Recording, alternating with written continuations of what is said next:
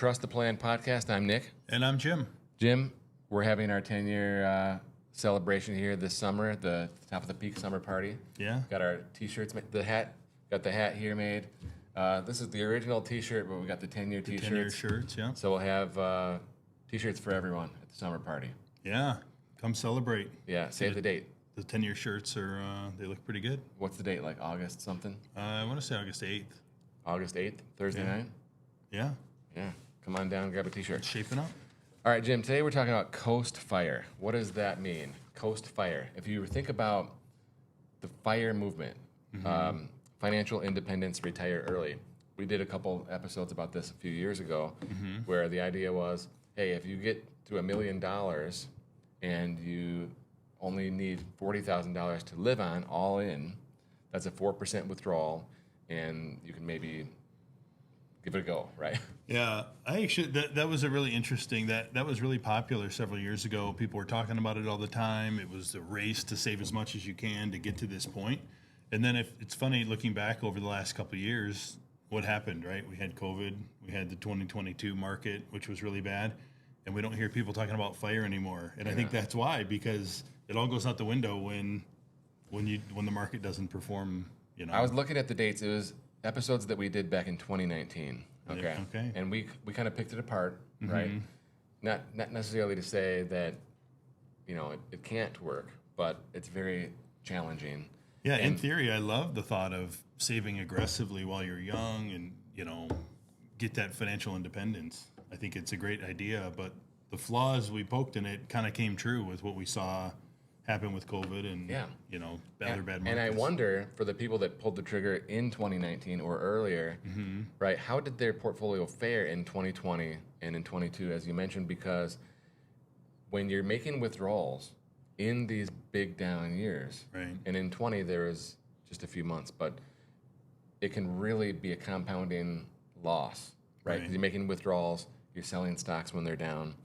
In 22, the drawdown was like 27%. The calendar year was minus 19. But then in 2020, the drawdown was like 35%. Okay, so if this is all you've got no job, maybe they made emotional decisions and made mistakes with their portfolio during those years as well. But I don't want to pile on. It's not really the point. But out of this FIRE movement, we have what we call coast fire. Coast like COAST. We're coasting. Okay, so imagine if you had a great start in your career, had success early on, and you're making a good income and saving aggressively, right? So like the FIRE book that we talked about in 19, it was this lady who was 31 years old and got to $1 million, okay? So obviously, you have to have a tremendous amount of saving skill, right? Or capacity to save. Discipline, yeah.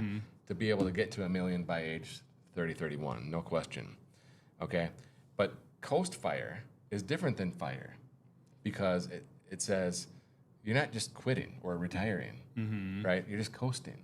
So you don't need to save anymore because you've saved enough. The idea is, if you have $1 million at 30, well, it'll be 2 at 40 and 4 at 50 and 8 at 60, right? You don't have to save any more money in theory. And you just have to cover your living expenses. So you're just kind of coasting. Right?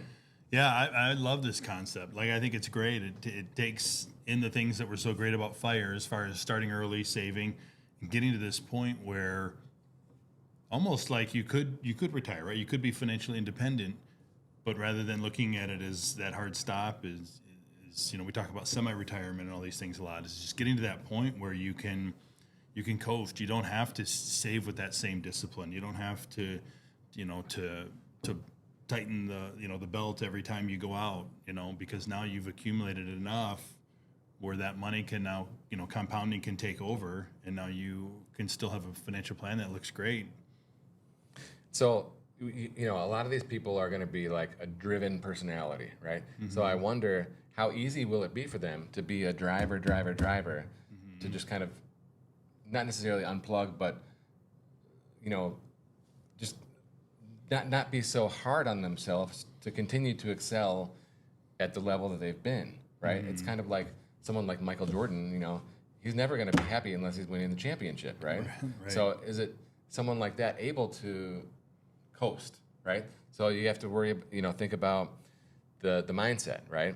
But it also plays into a topic we've talked about before with halftime, going from success to significance, where you've had a lot of success through your career, made a lot of money, had a lot of savings, and your portfolio is big, and it just isn't as exciting for you anymore. You've lost that drive. Yeah, maybe you've met the goal, right? You've Yeah. accomplished some of those things you want to do. the fire in the belly is kind of gone, right? So then you say, well, I don't need to keep doing this because I have enough money. I want to do something that offers more significance to others or myself, or something more meaningful to find fulfillment for myself. And oftentimes that's through helping others.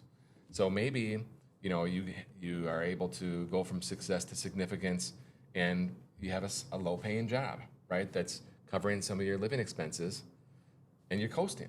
Or maybe it's a volunteer situation if you really have a lot, right? Because then it's kind of more like a fire. Right. The coast is that you're not unplugging the income. Right. I think that's the key. Yeah, you could be unplugging from a lot of things, right? The stress and of feeling like you have to save X amount, or you have to work X amount of hours so that you can get X amount into your 401 and your HSAs and all those great things. Those are all great things, and we encourage people to do them, continually. But, even just looking at it from a cash flow point of view, so many of the big expenses in life come a little later, right? My kids are going to be in college when I'm, late 40s, early 50s. And the thought of being able to have accumulated enough at that point to maybe rededicate some of that towards, college costs or things like that, it's a little bit freeing, right? For sure. I remember when Quinn was born, I was thinking to myself, I just added 7 years to my working career. No, but probably would have been working anyway. All right, we were talking earlier this morning, Jim, about how your mindset changes from time to time too. Imagine if you made the decision to pull the plug and do the fire movement, and you were just in a lull mentally for some reason, or in your career, and that it's a big mistake to pull out the rug when you have all these years ahead of you, just because it seemed like a good idea at the time, and it wasn't really thought through. And then you have the money part of it backing it up. But the point is, if you keep, I would recommend this to anyone, is keeping a financial journal about what you're thinking about money and your career and your family and just everything. Just how are you thinking about life? And it's fun to go back and look and see how your mindset has shifted and evolved over the years. And maybe, fire or coast fire or retirement could be a really heavy theme in that journal. And maybe sometimes you're scared to pull the plug or pull the trigger, right? And then you'd be glad you didn't, right? At a later point. For sure. Absolutely. So anyway, we can model all of these scenarios, right? We did the case study on fire. I think coast fire, you have a much higher probability of success financially. Yeah.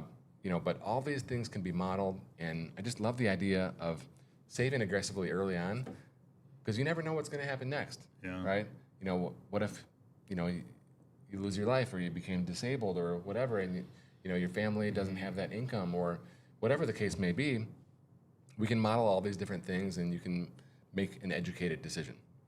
Yeah, I think that's a great way to look at it. It gives you more options. It allows you to be more flexible for whatever's in store. So if you are thinking about going from success to significance, we can help you model that future to make sure it can work for you. Visit us at peakwm.com to get started.